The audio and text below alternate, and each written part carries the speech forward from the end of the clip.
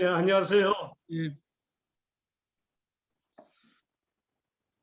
남원 서문교에서 주님을 섬기고 있습니다. 신동식 형제입니다. 예, 바로 그 선교에 대한 간증과 그동안 있었던 일들을 말씀드리겠습니다.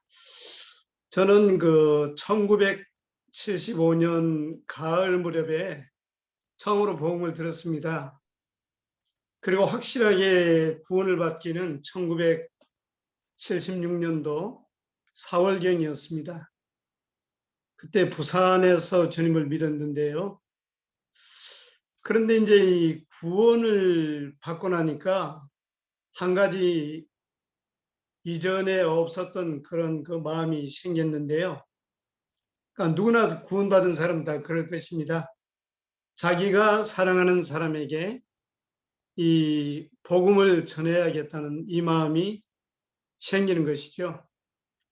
그래서 제가 제일 사랑하는 어머니 그리고 혈육들 이들에게 이제 전도해야 되겠다는 생각이 들었고, 또 저의 가까운 친척들, 친구들, 그리고 이제 이 지인들, 그리고 더 나아가서는 제가 모르는 모든 사람들, 이들에게 이 좋은 소식을 전해야 되겠다는 그런 마음이 생겼습니다. 그 마음은 그때부터 지금까지 변함이 없습니다. 1976년 4월경이었으니까요. 한 45년이 좀 더 지났네요. 저만 그런 것이 아니고 구원받은 모든 그리스도인들은 다 그렇다고 생각을 합니다. 이 너무나 놀라운 하늘나라 갈 수 있는 소식을 듣고 또 내가 천국에 갈 수 있는 그런 사람이 됐기 때문에 이 사실을 알려야 되겠다는 그런 마음이 강하죠. 이 다니엘서 12장에 있는 말씀처럼 성도님들이 잘 아시겠습니다만 다니엘서 12장 3절에 많은 사람을 옳은 대로 돌아오게 한 자는 별과 같이 영원토록 비추리라 하는 말씀이 있습니다. 그 말씀이 정말 제 마음에 와닿았고, 많은 사람을 옳은 대로 돌아오게 하는 예수 그리스도를 믿어서 영원한 생명을 얻게 하는 그 길을 전하는 것, 그것은 정말 옳다라고 생각을 했고, 그래서 이제 가족들에게 전도했을 때 저는 제가 말하면 어머니도 믿고 누님들도 믿고 형님도 믿고 다 믿을 줄 알았는데 전혀 그렇지 않았습니다. 불교 집안이었기 때문에 반대를 너무나 많이 했습니다. 저는 이제 7남매 중에 막내였어요. 그래서 제 말을 아무도 믿지 않았어요. 그리고 이제 싫어하고 미워하고 그렇게 했는데, 그래서 저는 눈물로 그 가족들을 위한 기도를 하게 되고, 한 45년의 세월이 흐르면서 이 주님께서 이제 저희 기도를 응답하셔서 그 가족이 거의 다 이제 주님께로 돌아왔습니다. 어머니는 이제 주님 믿으시고 7년 동안 교회 생활을 하시다가 소천하시고, 그리고 이제 한 사람 한 사람 다 주님을 믿고, 어떤 누님은 또 3년 전에, 어떤 누님은 작년에 이렇게 소천을 하고, 제일 큰 누님이 이제 거의 90이 다 됐는데 아직까지 주님을 믿지 않고 있습니다. 그 누님만 믿으면 제 혈육은 이제 다 주님께로 돌아오는 상황인데요. 그래서 그들의 그 구원을 위해서 눈물로 많이 기도했고, 절망적인 마음도 가졌지만 세월이 흐르니까 주님께서 그들을 다 주님 믿게 인도하셨어요. 90이 거의 다 된 누님은 남원교회에 오셔서 작년에 예배도 참석하고 말씀도 듣고 그렇게 했는데 아직까지 결정 못하고 있습니다. 그 사람만 빼고는 다 세월이 흐르는 동안에 주님께로 돌아왔는데요. 제가 이제 각 구원받았을 때에 제 마음이 간절했던 것은 저희 어머니와 형제간들이 구원받는 것이었습니다. 그런데 이제 시간이 흐르면서 저의 친구들, 그리고 친척들, 그리고 또 제가 아는 모든 사람들, 그리고 모르는 사람들, 이들을 향하여 이 복음을 전해야 되겠다고 하는 그런 마음이 참 많았습니다. 그리고 이제 이 교회 생활을 하면서 이 복음 말고 하나님의 교회가 얼마나 중요한가, 이런 것들을 그 형제님들에게서 배우면서 또 새로운 걸 알았어요. 교회가 있구나. 주 예수님의 이름으로 모이는 교회를 이루는 것이 놀라운 것이구나. 이런 것들을 이제 배우면서 그 당시 전도 출판사에서 나온 횃불이라는 신앙제가 있었죠. 물론 지금도 있습니다만은 거기에 이제 19세기의 형제님들의 간증들이 나와 있었어요. 그 간증들이 제게 많은 도전을 주었습니다. 그 당시에 그 뭐 존 넬슨 다비라든지 맥킨토시라든지 조지 뮬러라든지 이 로버트 앤더슨, 그분도 있었는데요. 이런 형제님들의 간증을 읽으면서 굉장히 마음에 이 도전이 되고, 나도 저런 형제님들처럼 살고 싶다는 그런 마음이 생겼어요. 그래서 이제 그 다비 형님 같은 경우는 지금 제가 이제 보는 시각이 조금 다른데, 그 당시에 제가 무척 존경을 했고, 그분이 이제 영국을 떠나서 독일, 프랑스, 스위스, 그리고 나중에 뭐 서인도 제도 이런 데를 다니면서 복음을 전할 뿐만 아니라 이 성서적인 교회를 세우는 일들을 많이 하셨더라고요. 물론 그분뿐만 아니라 안토니 노리스 그로브스, 존 리치, 윌리엄 켈리 이런 분들도 계셨는데, 그런 분들의 간증이 제 마음속에 상당히 이제 불을 지피는 그런 역할을 했습니다. 그래서 제 마음속에 시간이 흐르면서 이 복음을 전할 뿐만 아니라 교회가 없는 곳에 가서 이 구원의 복음을 전거해서 사람들이 구원받으면 주님의 교회를 이루는 것, 이것은 참 주님이 기뻐하시는 것이라는 그런 어떤 확고한 신념이 생겼습니다. 그러다가 이제 1980년도 7월 달에 제가 직장 생활하는 것을 완전히 그만두고 흔히 말하는 전심사역의 길을 걷게 됐는데요. 이 장로 형제님들이 여러 분 계셨는데 그 중에 한 분이 유독 제게 많이 권했습니다. 그래서 처음에는 저는 그분이 경솔하지 아니한가 이 생각을 하기도 했는데, 그분의 권면 때문에 그렇게 한 것은 아니고, 그분이 이 집요하게 여러 번 저에게 그렇게 말했어요. 젊음을 복음과 교회를 위해서 거기에 온전히 드리지 않겠는가, 이런 그 권함이 있었는데, 결국 제가 주님 앞에 간절히 기도하는 가운데 결정을 하고, 지금 생각해 보니까 너무나 이른 나이였어요. 그때가 갓 결혼한 때였는데 27살 되던 해였습니다. 그때에 제가 이 흔히 말하는 풀타임 워커의 길을 걷게 됐습니다.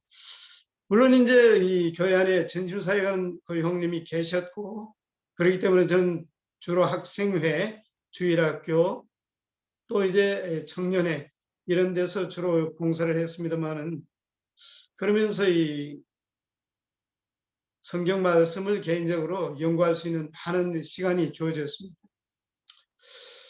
그러다가 이제 결국 이 개척을 하게 됐는데, 그 당시에는 저 또래 되는 청년들이 여러 명 있었어요. 저하고 나이가 비슷한 형제들이 여러 명 있었는데, 그 형제들이 하나같이 이제 복음에 대한 그 열정이 있었고, 그러면 이제 우리 인생을 다 들여서 이 복음을 위해서 살아야 되고 해야 된다, 이런 말들을 참 많이 했습니다. 그리고 사도행전에 있는 말씀처럼 예루살렘과 유대와 사마리아와 땅끝까지 이르러 내 증인이 되리라는 이 말씀들을 상당히 많이 이야기하고 그랬습니다. 그래서 이제 그런 이 주위의 분위기와 이런 것들 때문에 제 마음속에 언젠가는 내가 한국을 떠나서 다른 나라에 내가 복음을 전하러 가고 싶다 하는 그런 마음을 그때부터 가졌습니다. 그렇지만은 먼저 예루살렘과 유대와 사마리아와 땅끝까지 이런 어떤 순서와 같이 부산에 내가 살고 있지만은 또 다른 한국 안에 다른 지역으로 가서 내가 복음을 우선 전하고 그 다음에 하나님 인도하시면 언젠가 동남아 지역으로 가고 이렇게 생각을 했어요. 그리고 언젠가는 동남아 지역이 끝나면 땅끝까지 이렇게 이제 생각을 했는데 철없는 젊은 형제의 생각이기도 했습니다만은 그때 저는 저 나름대로 진지했습니다. 진지했는데 결국은 이제 1984년 4월 달에 부산을 떠나서 경남 진주로 개척을 하러 가게 됐습니다. 진주는 제가 아는 사람이 한 사람도 없고 같은 영남 지역이지만은 이 영남 지역에서도 아주 서쪽에 있고 잘 모르는 그런 곳이었어요. 우리 모임도 없고. 그러나 이제 그 진주 지역을 놓고 기도하면서 하나님께서 그런 말씀을 주셨습니다. 예, 이사야서 14장 27절 말씀인데요. 이사야 14장 27절에 만군의 여호와께서 경영하셨은즉 누가 능히 그것을 패하며 그의 손을 펴섰은즉 누가 능히 그것을 돌이키랴. 이 말씀이 저에게 큰 확신을 주었는데요. 실은 그 전에 이 진주로 개척을 하러 가기 전에 이제 주님의 승기를 알았던 것, 마음에 굉장히 하나의 커다란 깨달음이 되었던 것은 내가 아무리 하나님을 향한 그 열정과 복음을 전하고자 하는 그 마음이 있다 할지라도 주님이 하셔야 되는 것이고 주님께서 말씀하시지 아니하시면은 나의 열정과 열심은 아무것도 아니다 하는 것을 알게 됐습니다. 물론 이 장로 형제님들이 그렇게 말씀하셨고 또 이 하나님 말씀을 볼 때도 모세가 자기 열심으로 이스라엘 백성을 돌아보려고 했을 때 오히려 그렇게 하지 못했고 결국은 사람을 쳐 죽이고 그 땅에 묻어버리는 그 일을 통해서 결국은 자기가 이 광야로 도망을 가게 되고 40년의 세월을 지내면서 자기의 의지와 자기의 어떤 열정이 다 하나님 앞에 내려진 바 됐을 때 그때 하나님이 그를 애굽으로 부르셔서요. 이런 교훈들을 받으면서 현재까지 주님을 향한 어떤 열정, 복음을 전하겠다고 하는 어떤 열정 이런 것들이 있었는데 이런 것도 하나님 앞에 내려놓지 않으면 안 되겠다고 하는 그런 어떤 것을 깊이 깨닫는 그런 기회가 있었어요. 그런 가운데 나중에 주님께서 이 진주 지역을 보여주셨고 그렇게 했을 때 제가 하나님 앞에 오랫동안 기도를 했습니다.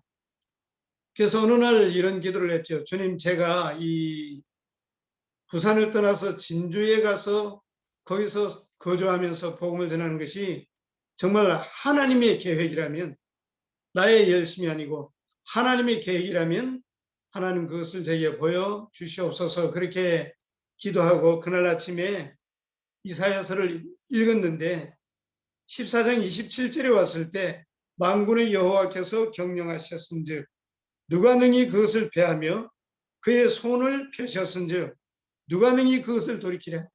이 말씀이 제 마음에 강하게 와닿으면서 내가 부산을 떠나서 진주로 가는 것은 주님의 인도하심이구나. 주님의 계획이구나 하는 것을 확신하고 이제 진주로 가기로 결심을 했습니다.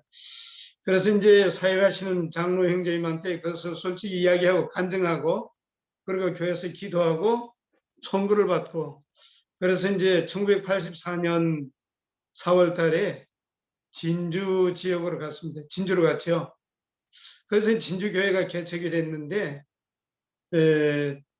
제 마음은 정말 기쁨이 넘쳤습니다. 내가 모르는 사람들에게 복음을 전하고 그들이 구원을 받았을 때에 하나님의 그 말씀을 가르치고 교회를 이룬다고 하는 것. 정말 처음에는 외롭고 쓸쓸하고 황량하고 그러한 곳이었는데 거기에 이제 오랫동안 살게 됐습니다. 근데 이제 부산에 있을 때 일찍이 예루살렘과 유대와 땅끝까지 사마리아와 땅끝까지 하는 그런 마음은 늘 있었어요. 언젠가는 내가 땅끝까지도 가야지. 근데 이제 진주에 와서 복음을 전해 보니까 여기에서 이제 복음 전하는 것도 만만한 것이 아니었어요. 한 사람 구원받는 것은 너무나 힘들고 인원이 빨리빨리 풀어나지 않고 또 여러 가지 이제 그 당시에 물론 지금도 그렇겠습니다만은 사역을 하는 입장에서는 경제적인 여러 가지 고충들도 많이 있었지만은 주님 앞에만 말씀드려야 하고 그러니까 모든 것이 쉬운 것이 아니에요. 그렇기 때문에 이제 땅끝까지 복음을 전한다는 것은 너무나 멀리 있는 것처럼 보였습니다. 그러다가 이제 84년이 지나고 85년이 지나고 86년도 초에 이 전도 출판사에서 나온 라피어 어디 계시오니까 하는 윌리엄즈 형제님이 쓴 책이 있어요. 간증이었어요. 그분이 이제 캐나다에서 베네수엘라로 선교하러 간 간증이 있더라고요. 그 책을 읽는데 너무나 흥미가 있었습니다. 그분은 이제 영국에서 구원받고 영국에서 구원받고 캐나다로 가서 결국 우리 모임으로 영접되고 신실하게 섬기다가 결국은 이 캐나다를 떠나서 베네수엘라로 가는, 그러면서 스페인어를 공부하면서 선교를 준비하는 그런 감정을 읽으면서 제 마음에 이 해외 선교에 대한 관심을 가지게 됐습니다. 그때가 1986년 6월 달이었어요. 근데 진주를 개척한 지 2년이 채 안 되는데 제가 어디로 간단 말입니다. 그렇지만 제 마음속에 옛날부터 품어왔던 땅끝까지 그 때문에 우선 나는 동남아로 가야 한다 이런 생각을 그때 하고는 역시 그것도 제 열심과 열정으로 해서는 안 되는 것이기 때문에 주님 앞에 여쭤봤습니다. 2월부터 기도하기 시작을 해가지고 6월 30일 되기까지 날마다 이제 그 전도를 선교를 위한 그런 기도를 하면서 이 한국에서 제일 가까운 필리핀으로 가야겠다 이 생각을 했어요. 우선 필리핀으로, 동남아로. 저는 필리핀이 로마 카톨릭 국가인 줄도 모르고 가난한 나라인 줄도 모르고 언어가 어떤 나라인 줄도 모르고 그냥 필리핀을 정했어요. 왜냐하면 제가 주님 믿기 직전에 부산에서 만났던 리카도 세판다이라는 사람이 있어요. 그 사람이 필리핀 사람이었어요. 국적은 미국인데 그 사람하고의 어떤 그 관계가 제가 좀 있었기 때문에 물론 그들은 다시는 만나지 못하는 사람이었습니다만은 제가 필리핀을 생각을 했습니다. 그런데 이제 주님의 뜻이 어디 있는지 몰랐기 때문에 한 4개월가량 날마다 주님 앞에 기도했습니다. 주님, 언젠가 제가 이 진주를 떠나서 필리핀으로 가고 싶은데 거기에 가서 복음을 전하고 하나님의 교회를 이루고 싶은데 이것이 저의 열심인지 주님의 뜻인지 알고 싶다고. 주님의 뜻이라면 전 필리핀으로 가겠습니다. 그렇게 기도했습니다. 한 4개월 동안 기도하고 이 6월 30일 엄청나게 더운 날이었어요. 그 공원에서 제가 자리를 깔아놓고 엎드려서 무릎을 꿇고 하나님 앞에 간절히 기도했는데 시편 말씀을 읽었습니다. 시편 20편에 그 거룩한 하늘에서 저에게 응낙하시리로다 그런 말씀이 있어요. 이 객관적으로 보면요, 그게 무슨 당신이 한국을 떠나 필리핀으로 간다는 하나님의 허락하심이냐 이렇게 말할지 몰라도 저는 그 말씀이 상당히 마음 가운데 와닿았어요. 하나님이 응낙하시느냐 응낙하지 않느냐 이 문제이기 때문에 제가 참 마음이 간절했고 오랜 시간을 기도했는데 하나님께서 그 말씀을 제 심령 가운데 주셨어요. 여호와여 왕을 구원하소서. 우리가 부를 때 우리에게 응답하소서. 여기는 이 개정개혁은 응답입니다. 또 6절 말씀에도 그의 거룩한 하늘에서 그에게 응답하시리로다. 옛날 개혁 성경은 응낙하신다, 허락하신다 이런 뜻으로 이제 제가 해석을 하고 받아들였는데 그 말씀에서 이제 제가 확신을 얻고는 내가 이제 언젠가는 이 한국을 떠나서 필리핀으로 가는 것이 하나님의 응낙하심이다. 이런 확신을 하게 됐습니다. 그러면서 이제 그때부터는 제가 필리핀이란 나라에 대해서 알아보기 시작을 했습니다. 알아보니까 카톨릭이 이미 들어간 나라였고 기독교 나라였어요. 그래서 너무나 제가 실망을 했습니다. 저는 복음을 전혀 모르는 나라에 가고 싶어 했는데 이미 천주교회 및 이 개신교도 들어가 있더라고요. 근데 일단 하나님 앞에 약속을 했기 때문에 그걸 바꿀 수는 없는 것이었고, 그리고 알고 보니까 옛날에 미국의 식민지였고, 그리고 아시아에서는 한때는 가장 잘 살던 나라였고, 그런데 지금은 가난하고 그런 나라였고, 언어를 알아보니까 따갈로그와 영어가 공용어더라고요.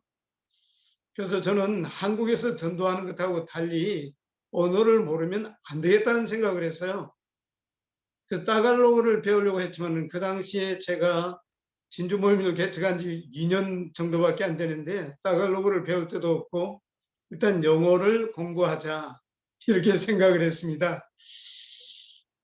그래서 영어는 영어 성경을 간혹 이제 혼자서 보고 그 정도뿐이고, 이 학교를 졸업한 이유는 영어는 아예 담 쌓고 살던 그런 저였는데 다시금 그 영어에 대해서 관심을 가지고 그 당시에 잉글리시 얼라이브라고 하는 그 회화 테이프가 나왔습니다. 상당히 인기가 있는 테이프였는데요. 그걸 이제 구입을 해가지고 계속 이제 반복을 해서 날마다 들었습니다. 그러니까 이제 귀가 좀 열리더라고요. 이 영어에 대해서. 그전엔 영어가 하나도 귀에, 미국인들이 말하는 것 이런 영어는 제가 귀에 들어오지 않았는데 그걸 가지고 이제 날마다 하니까 이제 귀에는 들어오는데 제 입에서는 영어가 나가지 않고 그런 식으로 이제 살았는데 아무에게도 말하지 않고 나는 필리핀으로 간다. 하나님이 가라고 하시면 간다. 이런 마음으로 이제 살았습니다. 그러면서 그 당시에 이 필리핀 정세가 굉장히 험악해서요. 마르코스하고 또 아키노하고 이런 전쟁은 아니고 이제 이 사람들 막 데모하고, 그리고 아주 그 정세가 필리핀 그 상황이 어렵더라고요. 험악하고 저런 나라에 내가 어떻게 갈 것인가 하는 생각을 했는데, 그 무렵에 제가 이제 하나님 말씀을 보았는데요. 시편 112편 7절 말씀을 제가 보게 됐어요. 시편 112편 7절에 이런 말씀이 있더라고요.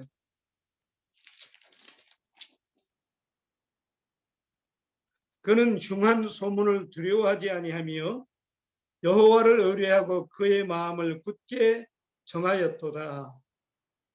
흉한 소문을 두려워하지 않고 하나님을 의뢰하고 그의 마음을 굳게 정했다고. 이 말씀을 제가 읽을 때 그렇구나. 내가 하나님 의지하고 마음을 굳게 정했다. 비록 필리핀은 지금 난리가 나고 뭐 상당히 그때 어려웠어요. 아키노하고 그 이 마르코스 사이에. 결국은 마르코스가 떠나갔죠. 예, 떠나갔습니다. 그 당시 제 마음에는 저런 나라에 내가 어떻게 가겠는가 했지만 하나님 말씀을 대할 때 예, 마음을 굳게 정할 수가 있었고, 그리고 또 주님은 계속해서 이 필리핀 선교와 관련된 말씀들을 간간히 제게 주셨어요. 그 시편 118편 27절을 보시면 여호와는 하나님이시라 그가 우리에게 빛을 비추셨으니 밧줄로 절기 제물을 제단 뿔에 멜지어다. 하나님이 내게 빛을 비추셨으니 제단 뿔에 제물을 매라는 거예요. 각오하라는 것이 하나님 앞에 드리라는 것입니다. 그래서 네가 네 자신을 그 일에 드려야 한다. 내가 너에게 말씀으로 비추어 줬으니 너는 제물을 제단 뿔에 멜지어다. 그렇구나. 내가 하나님 앞에 드려야 되겠다. 오히려 저는 필리핀 가기까지 오랜 세월을 기다려야 했습니다. 그런데 이제 이 시립도서관에 가면 필리핀 지도, 세계 지도를 찾아가지고 필리핀 지도를 꺼내가지고 보면서 내가 어디로 갈까. 그러니까 맨 아래에 필리핀 맨 끝에 멀리, 제일 멀리 있는 곳이 다바오라고 하는 곳이 있더라고요. 그래, 저 다바오로 가자. 가장 멀리 한번 가보자. 그런 마음을 제가 가졌습니다. 그리고 이 하나님은 이 시간이 흐를수록 제 마음속에 더 큰 확신을 주셨는데 어느 날 이제 시편 57편을 읽으면서 시편 57편 7절에 하나님이여 내 마음이 확정되었고 내 마음이 확정되어 사오니 내가 노래하고 내가 찬송하리이다. 하나님이여 내 마음이 확정되었다. 이 말씀에서 더 이제 주님은 제 마음에 이 확실하게 이제 필리핀으로 가는 것이다. 이런 말씀을 주셔서 개척을 한 지 2년이 이제 남짓했는데 그것을 형제 자매님들한테 말할 수는 없고 언젠가 하나님께서 나를 부르시면 나는 이 진주를 떠나서 나는 필리핀으로 갈 것이다. 이런 마음을 굳히게 됐습니다. 그러면서 계속 영어 공부를 했는데 그 영어 공부가 지금까지 해도 제 영어 실력이 발전이 너무나 없어요. 물론 일본어는 제가 그 일 있기 전에 하나님과의 약속 때문에 일본어를 제가 개인적으로 독학을 하게 되었습니다만은 그것은 이 시간에 더 간증을 할 수 없습니다. 근데 필리핀 가기 위해서는 영어를 해야 되기 때문에 개척을 한 지 얼마 되지 않는 교회인데 신방도 다니고 복음 전하러 다니고 그러잖아요. 그렇게 해야 되는데 너무너무 바쁜 일상이었어요. 그때는 젊었어요. 아침에 일찍 일어나도 밤늦게까지 안 피곤해서요. 지금은 아침 일찍 일어나면 중간에 제가 좁니다. 근데 그때는 아침에 일어나서 기도하고 또 그리고 복음 전하러 다니고 어떤 성도님 만나러 가고 그렇게 해도 그때는 30대 젊은 사람이기 때문에 피곤하지 않았고 그리고 이 영어 공부도 간간히 하면서 정말 영어는 너무나 발전이 느리고 그러면서 이제 영어 성경을 보고 그렇게 했습니다. 그래서 이제 19년을 제가 진주교회에서 섬기다가 결국 2003년이 됐어요. 2003년도 6월 달에 그제서야 이제 제가 필리핀에 들어가게 되었습니다. 근데 참 놀랍게도 제가 필리핀에 가기 2003년 전에 주님이 한국에서 선교사 형님들을 많이 일으키시는 거예요. 그래서 그 네팔에도 가고 뭐 태국으로도 가고 또 이원장님 필리핀으로 가시고 막 가시는 거예요. 다들 가더라고요. 나는 뭐 하고 있냐? 나는 옛날에 이미 서원을 했는데 지금까지 준비한다고 하지만은 지금까지 아직 한국을 떠나지 못하고 있고 그러다가 이제 결국은 2003년도에 제가 필리핀에 들어가게 됐는데요. 그 일로일로 시티 제가 다바오로 가려고 했는데 알고 보니까 다바오에는 우리 모임의 한 외국인 선교사 형제님이 이미 거기서 선교를 하고 계시더라고요. 그래서 저는 모임이 있는 지역은 안 가려고 했습니다. 모임이 없는 곳 세부에는 이미 우리 모임이 생겼고 형제님 가셔서 마닐라 쪽에는 뭐 선교사들이 이미 모임을 이룬 곳이 많고 제가 아는 지역은 이제 일로일로 시티 거기는 모임이 없다는 걸 알고 이제 그쪽으로 가게 됐습니다. 그래서 저는 2003년도 6월 달에 일로일로에 갔는데요. 지금 생각을 해보면 참 모르는 것도 많았고 지금 다시 그곳에 가서 선교를 하라 한다면 그때보다는 잘할 수 있을 것 같아요. 그때는 너무 경험도 없고 한국에서 전도하는 것처럼 그런 사고로 그냥 복음 전하고 그리고 구원받은 침례주고 그렇게 된다고 했지만은 그게 쉬운 것이 아니었어요. 또 저희 영어도 짧고 필리핀 사람들의 영어도 필리핀 영어고. 근데 주님은 참 은혜를 베푸셔서 쿠바의 교회를 세워 주셨어요. 근데 이제 제가 이 필리핀에 갈 때에 제 마음은 저기서 나는 뼈를 묻을 것이라는 그런 각오로 갔어요. 한국에 안 오고 싶었어요. 한국에 안 오고 내가 거기서 뼈를 묻어도 난 거기에서 그냥 그렇게 내 생애를 마칠 거다는 그런 마음이었는데 주님은 저에게 이렇게 말씀하셨어요. 마태복음 2장 14절에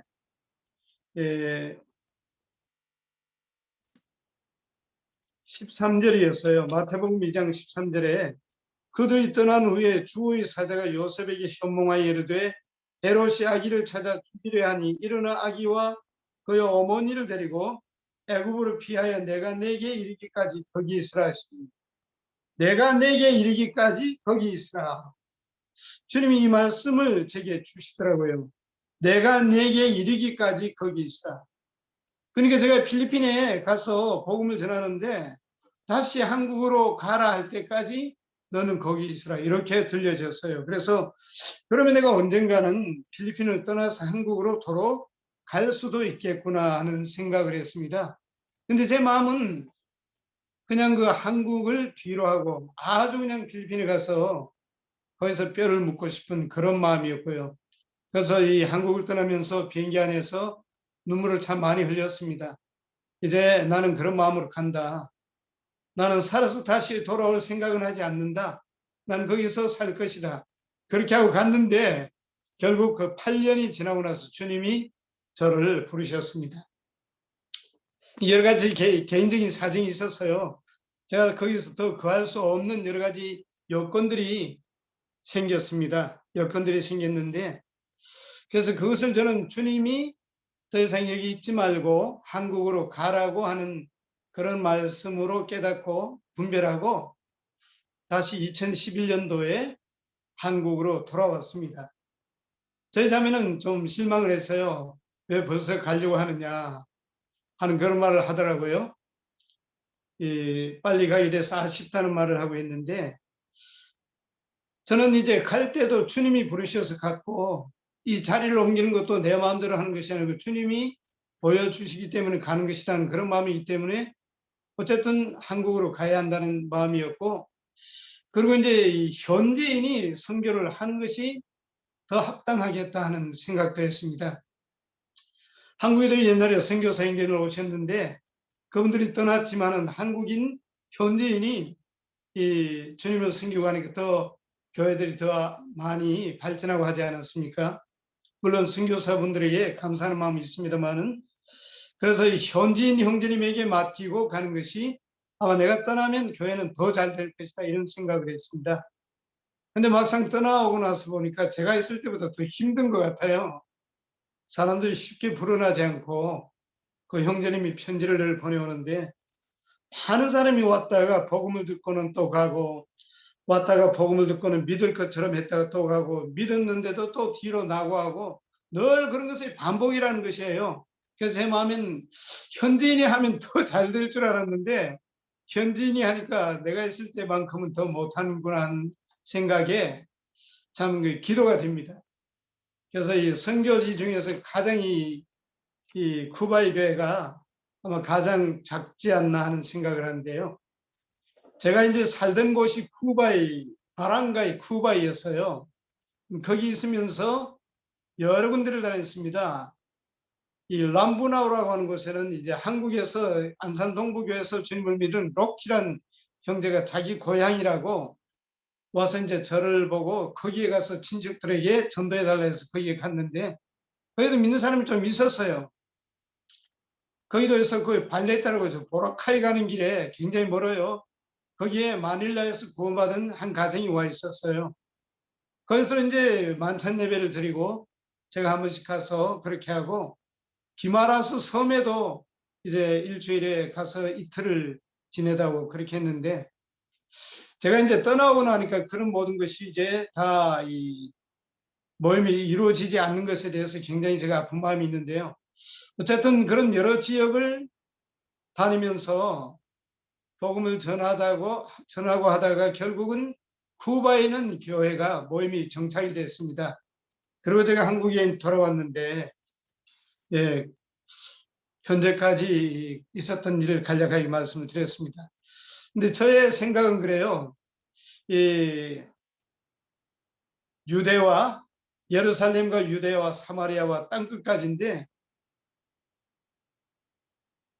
부산에서 진주로 갔다가 진주에서 필리핀 갔다가 다시 한국으로 돌아왔는데 땅끝까지 가지 못하고 내가 한국에 주저앉아 있구나.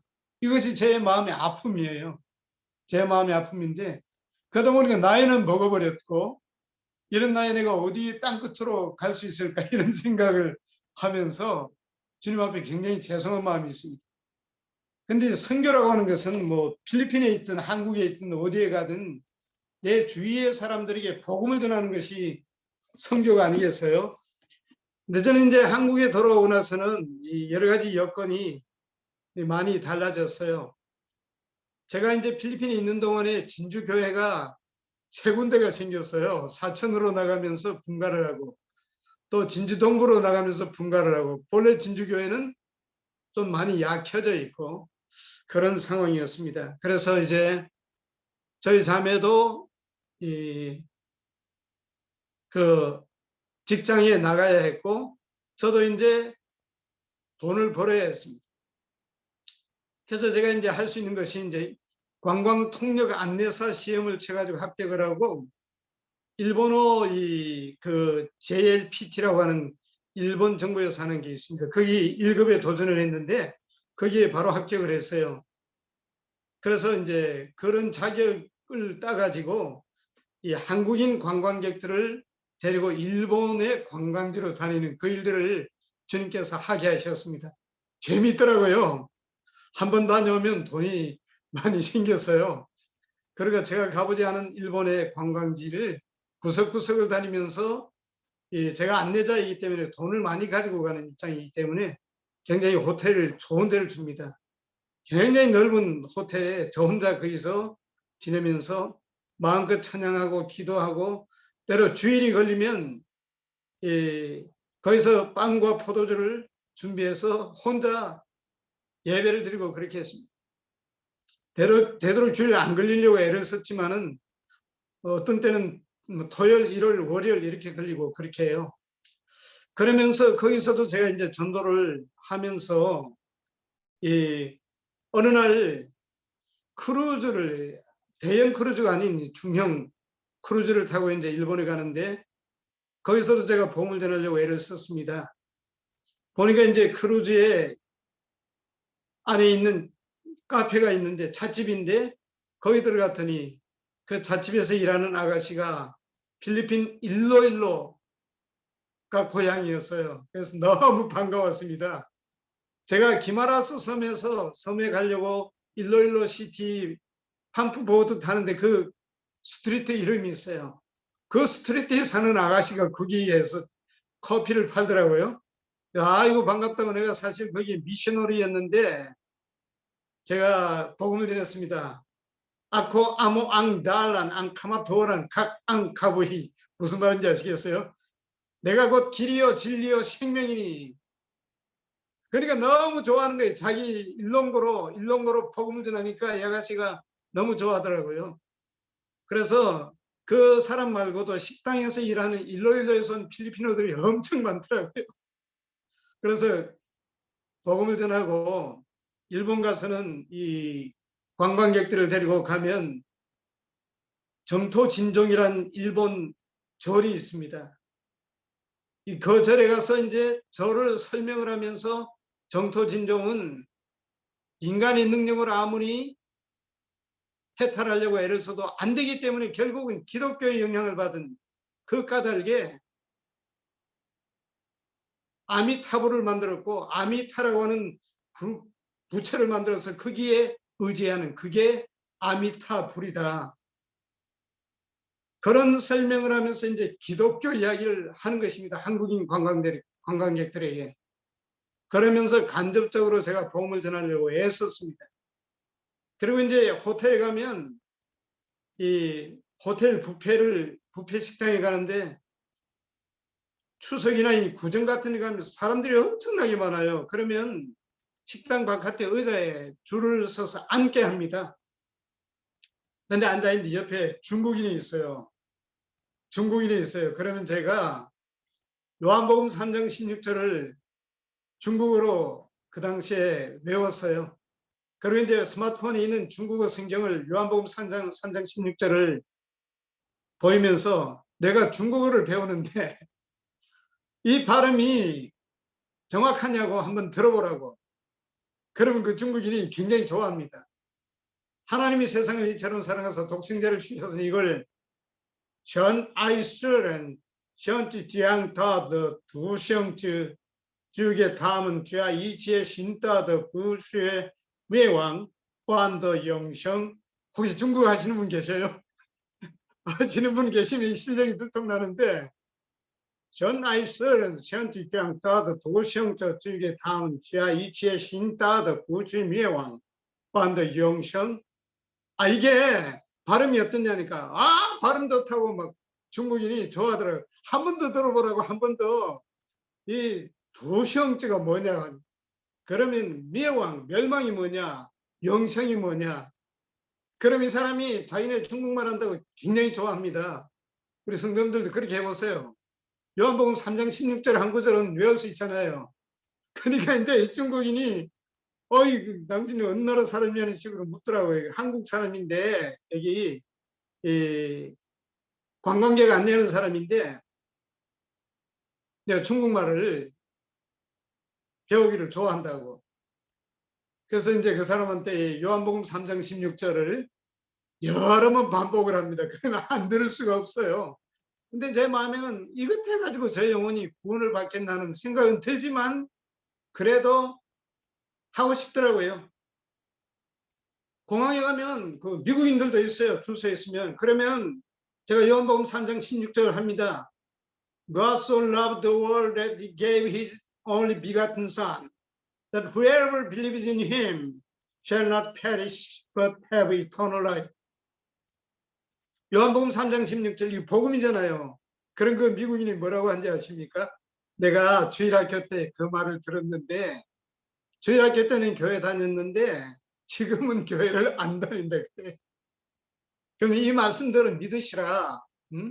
그러면 이터널 라이프 영원한 생명을 얻는다고.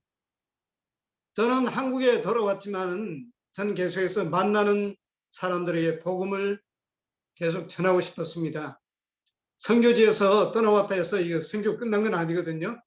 선교지에는 그 현지인이 선교하고 있고 저는 이제 이 만나는 사람마다 전도하려고 했는데 일본은 참 전도하기가 제일 힘들어요. 그래서 일본의 그 관광버스 드라이버하고 이 관광 통역 안내사, 이 가이드라 그래서 가이드하고는 긴밀한 연락을 합니다. 지금 여기서 거기까지는 얼마나 걸리고 거기 가서 얼마나 머물고 어느 식당이 들어갈 것이며 어느 관광지로 갈 것인데 그러니까 일본어 모르면 그 관광객 안내할 수가 없어요.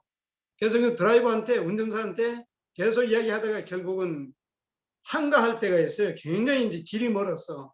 그럴 때는 제가 그 사람한테 복음을 전합니다. 내가 곧 길이요 진리요 생명이니 와타시와 미치데아리 신디데아리 이노치나노 데스. 요한복음 14장 6절. 그러면 그 사람이 나중에 그럼 자기도 신을 믿는데 남녀 호랑깨교라 그래요. 남녀 호랑깨교. 남녀 호랑깨교인데 그래서 제가 그랬어요. 예수 그리스도가 길이요 진리요 생명이다. 이것은 종교가 아니다. 그 정도로밖에 말할 수가 없어요. 근데 이제 그 사람이 자기는 남녀 호랑깨교를 오랫동안 지금까지 젊었을 때부터 신봉을 하는데 자녀들 세대에는 이제 다 신앙이 끊어졌다는 거예요. 자녀들 세대는 더 이상 자기 아들은 관심도 없고 자기가 가져야 해도 가지도 않고 어쩌면 우리 구원받은 그리스도인들도 그럴 수도 있겠다는 생각을 했어요. 자녀들 세대에 가서 이어지면 좋겠는데 부모의 말을 더 이상 안 듣고 부모를 따라가지 않는 어쨌든 그런 식으로 이제 복음을 전하고 했는데요. 그래서 저는 이제 돈을 벌어야 했고 그런 식으로 이제 제 생활을 위해서 왔다 갔다 했는데 이제 코로나가 와가지고 완전히 이제 망했습니다. 여행업이 코로나가 와서 이제 완전히 망했는데 근데 주님은 놀랍게 제게 여러 가지 또 일들을 주시더라고요. 전 2017년도 9월 달에 이제 진주를 떠났습니다. 주님께서 이제 그런 말씀을 보여주셨는데 로마서에 그런 말씀이 있었어요. 로마서 15장 23절에 이 지방에 일할 곳이 없다. 사도 바울이 그랬어요. 더 이상 내가 이 지방에는 일할 곳이 없다. 그렇게 했는데 저도 진주에 와서 19년 동안을 섬기다가 필리핀에 갔고 필리핀에서 돌아왔지만은 한 수년을 지내봤는데 도저히 진주에서는 사역이 안 되었어요. 안 되더라고요.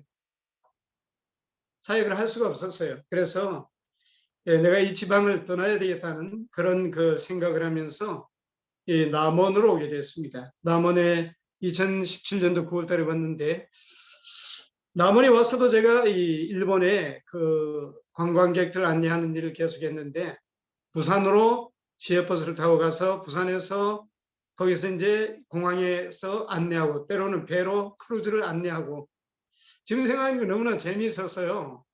그 일본 모임들 방문할 때는 그 형제들이 데려가 주지 않았던 그런 유명한 관광지를 다 가보고 너무 좋더라고요.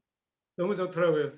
다니면서 참 좋은 음식들을 먹고 그리고 같이 놀러 다니고 설명하고 때로 까탈스러운 손님들이 있긴 하지만은 뭐 그렇게 하고 나면 또 돈을 주고 저한테 그래서 참 복음도 전하고 그렇게 했는데 이제 코로나 때문에 이게 막혀버리니까 제가 이제 할 일이 없는 거예요. 근데 주님은 또 놀랍게 2020년도에는 그 생활 지원사라고 하는 일을 하게 하셔서 시골에 있는 노인들, 제가 이 남원시 송동면에 살아요. 시골이에요. 그래서 시골에 있는 노인들을 찾아가서 이 마을 동무 되어주고 때로 이제 이 몸이 안 좋은 분들은 이 청소도 해주고 그리고 대부분 마을 동무하고 전화상에 잘 계신지 알아보고 왜냐하면 노인들이 갑자기 세상을 떠나는 분들이 있어요. 혼자 살다가 그러면 이제 가족들하고 전혀 모르는 상태에서 그냥 노인분들이 집에서 돌아가신 상태로 발견되는 그런 것들을 방지하기 위해서 우리가 계속 전화로 알아보고 안부를 묻고 또 찾아가서 이 대화를 하고 너무나 외로운 분들이 많아요. 그 외로운 분들에게 제가 가서 무슨 이야기를 해야 되겠어요? 복음밖에 없어요. 이 얘기 저 얘기 하지만 결국 복음을 전합니다. 복음을. 복음을 전하면 젊은 사람 같지 않아요. 어떤 분은 할머니가 그래요. 예수님이 할머니 죄를 위하여 돌아가셨다가 3일 만에 살아나셨습니다. 이러면 살아날 거 왜 죽어? 이렇게 하는 사람도 있고요. 안 통해요. 그러니까 처음부터 이야기해야 돼. 창세기 이야기, 죄 이야기, 예수님 이야기. 그러니까 이게 보통 일이 아니에요. 어떤 사람은 귀가 안 들려가지고 엄청나게 소리를 질러야 합니다. 그래서 그 사람한테 전도 한 30분 하고 나오면 특별 집회에서 한 1시간 반 에너지 소모한 것하고 비슷해요. 어르신 있잖아요. 하나님이요. 뭐 이렇게 해야 돼요. 그런데 정말 1년 동안을 제가 복음을 전하면서 그 중에 한두 분은 주님 믿는다고 하는 분이 있고요. 97, 지금 98인데요. 그분은 제가 찾아가면 아이고 선생님하고 막 껴안습니다. 예, 그분은 주님 앞에 감사하다고 기도하는데 놀라워요. 나이가 거의 100살이 다 돼가는데 그런 분도 계시고 어쨌든 이 복음은 계속해서 전하는데 어제도 산책하다가 노인을 두 사람을 만났는데 한 분은 자기는 자기를 믿지 절대 예수를 믿지 않는다는 것입니다. 그런 사람도 있고 어떤 사람은 자기 보이는 교회를 다니는데 나는 이제는 안 다닌다. 근데 예수님이 하나님의 아들인데 당신의 죄를 위하여 죽으셨다가 3일 만에 살아나셨는데 이 사실을 믿으면 하늘나라 간다고. 그러니까 그런 말을 밖에 할 수가 없어요. 길 가다가 만났으니까. 그래서 이 해외 선교는 좀 특별한 사역이죠. 다른 지역으로 가서 하는 것이기 때문에. 그래서 오늘 해외 선교를 위한 그러한 시간인데 주님은 예루살렘과 유대와 사마리아와 땅끝까지 그렇게 했습니다. 그래서 그런 어떤 마음이 있었기 때문에 전 부산을 떠났고 진주를 갔었고 진주를 떠나서 필리핀 갔는데 그 다음에 또 다른 어떤 지역 주님 인도하시면 저는 갈 마음은 있어요. 주님께 그렇게 기도도 합니다. 주님 땅끝까지 또 그 땅끝이 제게는 어딘지 주님 인도하시면 가겠습니다. 근데 현재로서는 제가 가만히 생각할 때 주님 오실 때까지 남원에 있는 것 같습니다. 근데 저는 잘 모르겠습니다. 주님의 뜻을. 주님이 부르시면 어디라도 가겠습니다. 그런 마음이에요. 정말 생각을 해보면 제가 구원받았을 때 우리 한국의 선교사들이 여러 분 계셨습니다. 맥카피 형제님, 제임스 형제님, 원드남 형제님, 위로라 형제님, 바 형제님, 그리고 또 이수원 형제님, 그런 분들, 페리스 형제님, 이제 그런 분들이 계셨는데 이제 우리 한국 모임이 세월이 흐르고 성장해서 오히려 우리가 해외로까지 복음을 들고 나가는 그러한 어떤 성장을 이뤘다는 것에 대해서 너무나 감동이 되고요. 감사가 됩니다. 그리고 주님은 아무나 부르시지 않습니다. 자, 이런 말을 하면 좀 교만하다고 할지 모르겠지만은 최고의 일꾼들을 선교사로 부르지 아무나 부르지 않습니다. 정말 그렇습니다. 정말 헌신되어 있고 주님과 교통하고 그리고 정말 복음을 전할 은사가 있는 주님이 허락하신 그런 사람들을 부르시지 아무나 그냥 내가 선교사 되겠다고 하는 아니거든요. 절대 그렇지 않아요. 근데 제 마음에 한 가지 걱정이 되는 것은요. 최고라고 해서 죄송합니다. 옛날에 어떤 외국 형님이 그러시더라고요. 주님은 우리 모임에서 최고의 형제들을 선교사로 부르셨다. 그 말씀 하시더라고요. 그분의 말입니다. 제 말이 아닙니다. 근데 이 남원 모임만 해도 120명 됩니다. 성도들이. 근데 남원 주변에 곡성이라든지 구례라든지 또 임실이라든지 장수라든지 그런 데는 우리 모임이 없어요. 그래서 옛날 같으면 젊은이들이 모임이 없는 이 시골 쪽으로 뜻을 품고 기도하고 나가고 이런 청년들이 보일 만한데 그런 모습이 너무나 없는 그런 한국 모임이 아니겠나 하는 생각을 하게 되면서 한국 모임도 잘 되고 부흥을 해야 해외로 나가 있는 선교사들을 돕고 또 선교사가 나갈 텐데 이런 것이 제 마음에 짐이 되고 기도가 되더라고요. 그래서 우리 남원교회 집사 형제님 보고 그랬습니다. 형제님 우리 한번 저기 시골 쪽으로 가서 우리 거기 가서 복음을 한번 전해보자고 그렇게 말도 하고 했는데 예, 우리 한국에서도 국내 복음도 전해야 되고요. 그리고 이 해외 선교도 계속해서 지금까지 해온 것처럼 해야 된다는 생각이 듭니다. 근데 제가 이제 필리핀에 있을 때에 한국에 한번 나온 적이 있어서요. 그 전국 사역자 모임을 가는데 영남지역의 그 장로들하고 봉고를 타고 봉고차 타고 가다가 휴게소에 잠시 섰는데 그 형님들이 저한테 그러시더라고요. 요즘 청년들이 해외 선교하러 가는 것은 좋아하지만 국내 선교는 관심이 없다는 것입니다. 국내에 가서 개척을 하고 거기서 사역하고 여기는 관심이 없대요. 왜 그렇습니까 했더니 해외 선교사로 가면 소위 말해서 유명해지고 사람들의 스포트라이트를 받고 자기 이름이 알려지고 그리고 많은 관심이 대상이 되고 때로 어떤 경우는 자녀들이 국제학교에서 공부도 하고 그러니까 젊은이들이 해외 선교를 선호한다는 거예요. 그래서 국내 선교는 관심을 안 갖는다는 것을 나보고 그러면 어떡할 건데 그런 마음이었어요. 저보고 집중적으로 이제 그분들이 이야기하더라고요. 해외 선교에 대해서 선호하고 국내 선교는 관심이 없다고. 정말 그런 마음이라면 그런 마음을 가진 사람은 선교사로 가면 안 된다고 저는 생각을 해요. 주님이 부르시면 어디든지 가야지. 아골골짝이든지 어디든지 국내든 국외든 가는 것이지 어디 가서 내가 유명해지고 이름이 알려지고 내가 스포트라이트를 받고 그런다고 한다는 그것은 일꾼의 마음이 아니잖아요. 그래서 이 말씀이 생각이 났어요. 물론 이 말씀 장로들이 하는 말씀인데 베드로전서 5장 2절입니다. 너희 중에 있는 하나님의 양무리를 치되 억지로 하지 말고 하나님의 뜻을 따라 자원함으로 하며 더러운 이득을 위하여 하지 말고 기꺼이 하며 옛날 성경에는 더러운 일을 위하여 하지 말고 했는데요.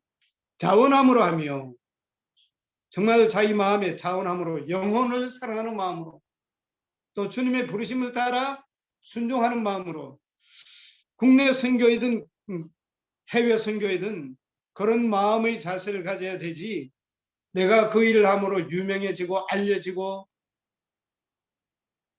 책에 내 이름이 실리고 사진이 실리고 어떤 경우는 자녀가 해외에서 국제학교에 다니고 이런 것을 겨냥한다면 그건 정말 이 더러운 이득을 위하여 하는 것이거든요. 자기의 명예를 위한 것이고 그래서 이런 마음의 자세는 정말 금물이고 그렇게 해서는 안 된다고 생각을 합니다. 그래서 해외 선교이든지 국내 선교이든지 주님이 부르시는 곳에 실상 제가 필리핀에 살아봤지만은요 정말 힘들어요. 저는 그 필리핀을 결정을 했을 때 필리핀이 열대라고 하는 것은 염두에 두지 않았습니다. 어디 가서 살아보니까요. 정말 덥고요. 정말 시끄럽고요. 정말 그 문화가 정말 제 정신을 피곤하게 하고 그 사람들이 정말 한국 사람하고 달라가지고 너무나 내 마음을 힘들게 해요. 한때는 제 마음이 이런 사람들 보고 내가 왜 여기 왔던가 이런 생각을 한 적도 있습니다. 그만큼 해외 선교는 힘듭니다. 그래서 어떤 분은 그랬어요. 그런 고생을 했기 때문에 사람들의 존경을 받는 것이 마땅하다. 제가 이제 그 86년도 이후에 89년도 무렵에 어떤 그 형제님에게 관악교회 그 형제님이었는데요. 그 형제님에게 제가 물어봤습니다. 해외 선교하는 것은 어떻게 생각하십니까? 제가 그 마음이 있다 그 말을 하지 않고 근데 이제 기성교단에서 선교사로 나간 이야기를 하면서 그분이 그런 얘기했어요. 선교사로 나간 분들은 그만한 많은 고난을 받기 때문에 그분들은 마땅히 대우를 받아야 된다. 마땅히 그분들을 대우하는 것은 마땅한 것이다. 저는 그때 참 위로가 됐어요. 정말 그렇구나. 정말 그 말은 맞는 말이에요. 해외에서 수고하고 고생하고 그리고 정말 그 어려운 환경 가운데서 복음을 전하고 말도 잘 안 통하고 문화도 다르고 때로는 생명의 위협도 느끼고 그런 분들을 귀히 여기고 존경하고 사랑하고 다시 은퇴를 했을 때 그분들에 대한 어떤 배려와 사랑과 그게 당연해요. 저는 그런 것을 받지 않는 것은 오히려 주님 앞에서는 상급이라고 생각을 합니다. 그렇지만은 성도들 입장에서는 그런 일꾼들을 귀히 여기고 존경하고 사랑하고 알아줘야 하죠. 저는 그게 마땅하다고 생각합니다. 왜냐하면 해외 선교는 쉬운 것이 아니기 때문에. 그래서 이제 그런 가운데 때로는 명예를 얻고 이름이 알려지고 그런 것은 주님이 주시는 것이지 인간이 스스로 택한 건 아니잖아요.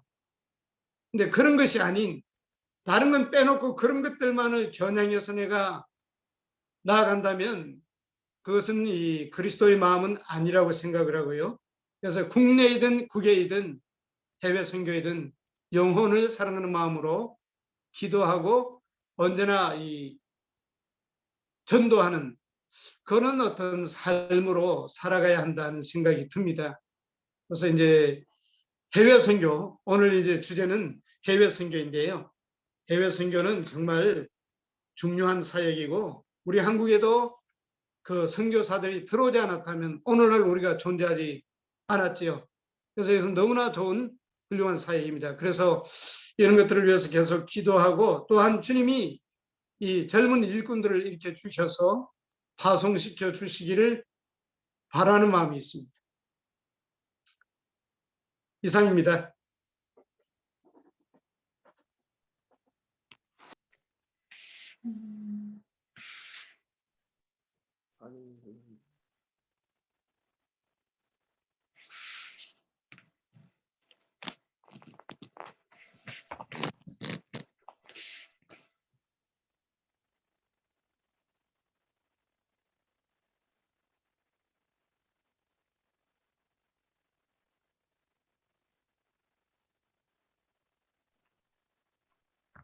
형제님 수고하셨습니다. 형님 기도해 주십시오. 기도.